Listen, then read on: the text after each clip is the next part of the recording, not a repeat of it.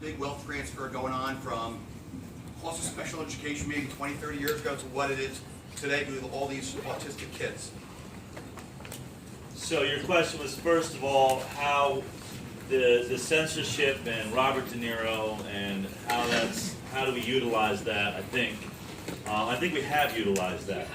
I think Vaxxed will go down in the history books in that section we all read in advertising class that there's no such thing as bad press. It will now say Vaxxed has proven this point.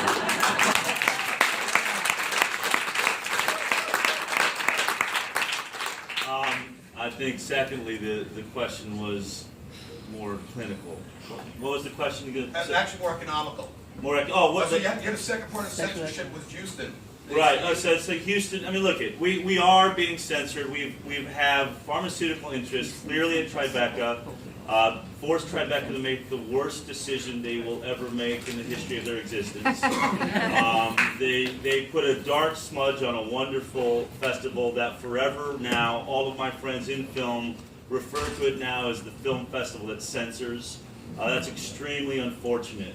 And then we got kicked out of World Fest in Houston by the mayor, I believe it was, that gave pressure, and his wife is directly connected with the CDC and pharmaceutical interests. The Village Voice here in town, we took out ads like every other film would. We were supposed to get an email blast. They pulled our ads, and then they sent out an email blast saying they do not support Vaxxed. And so those are and there's theaters that are being threatened and theaters that are shutting down, and then there's others that open up.